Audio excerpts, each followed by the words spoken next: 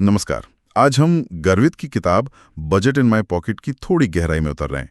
ये किताब कहती है कि पर्सनल बजटिंग को आसान और असरदार बना सकती है। तो हमारा इरादा है कि इस किताब से सबसे काम की बातें, जो तरीके हैं, वो निकालें ताकि सुनने वालों को अपने पैसों को बेहतर समझने और संभालने में मदद मिले। बिल्कुल। तो चलिए शुरू करते हैं इसकी पड़ताल। हाँ, और ये किताब ना इस बात पर काफी जोर देती है कि बजट सिर्फ हिसाब किताब नहीं है। अच्छा। ये असल में आपकी आर्थिक आजादी और सपनों तक पहुंचने का पहला सबसे जरूरी कदम है।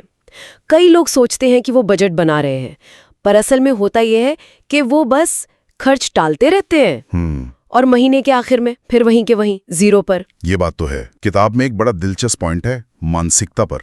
ये सिर्फ पैसे बचाने को नहीं कहती, बल्कि बचत करने और कम खर्च करने की सोच, इसके फर्क को समझाती है। हाँ। जैसे वो सेल वाला उदाहरण दिया है, 8,000 रुपए की चीज 1,600 में मिल गई। हम सोचते हैं वाह, 6400 रुपए बचा लिए। बिल्कुल खुशी होती है उस टाइम। पर किताब कहती है नहीं, आपने असल में 1,600 खर्च किए हैं। बचत तो वो होती जो पैसा आप अलग रखते, खर्च ही नहीं करते। सही पकड़ा, बिल्कुल।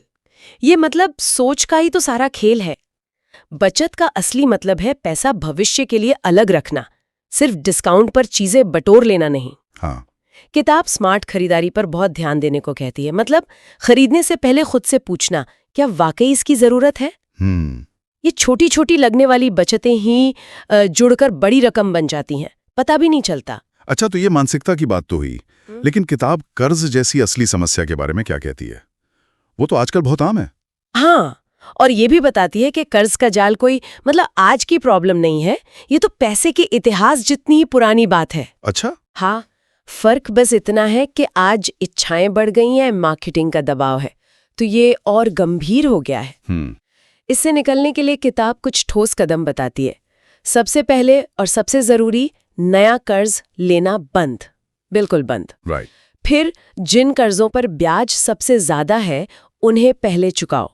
और एक मनोवैज्ञानिक तरकीब भी देती है किताब, वो ये कि अगर आमदनी 35,000 है और 5,000 की किश्त जाती है, हाँ। तो सोचो ही कि आमदनी 30,000 है। अच्छा, मतलब अपने दिमाग को ही ट्रेन करना। हाँ बिल्कुल। इससे दिमाग को लगता है कि खर्च करने के लिए पैसा कम है, बजट में टिके रहना आसान हो जाता है। ये दिलचस्प है। इसी से जुड़ा है शायद वो वित्तीय ब्लूप्रिंट बनाने और यथार्थवादी, मतलब असलियत के करीब लक्ष्य तय करने का सुझाव। बिल्कुल।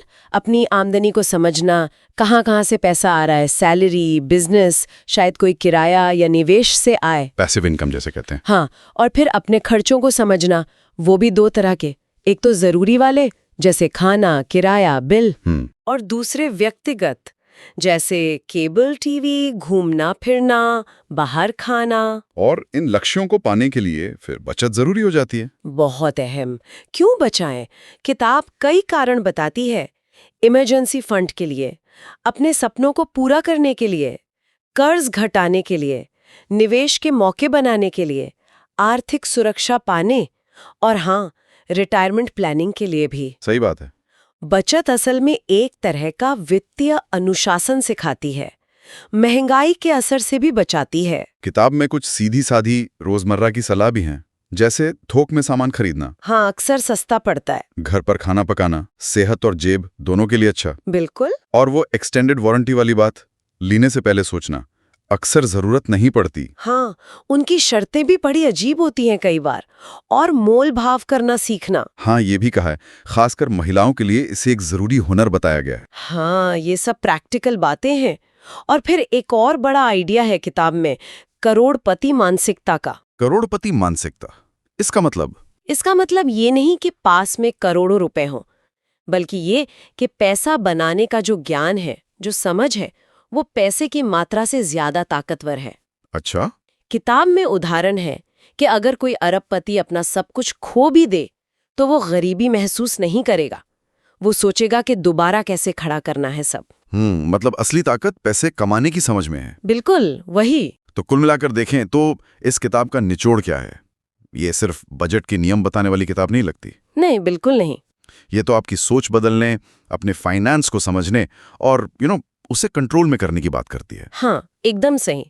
बजट की सही मानसिकता, असलियत के करीब लक्ष्य बनाना और कर्ज को संभालना, ये इसके मुख्य स्तंभ हैं। एक अच्छा बजट सिर्फ पैसा बचाने का औजार नहीं है, ये आर्थिक आज़ादी की तरफ ले जाने वाला एक रास्ता है, अनुशासन लाता है, समझ पैदा करता है। और जाते जाते एक सवाल शायद सोचने के लिए छोड़ सकते हैं हाँ, कि क्या ये जो पैसों का अनुशासन है, ये सिर्फ आर्थिक मामलों तक ही सीमित है या फिर ये जिंदगी के दूसरे हिस्सों में भी ज्यादा आज़ादी और स्पष्टता ला सकता है?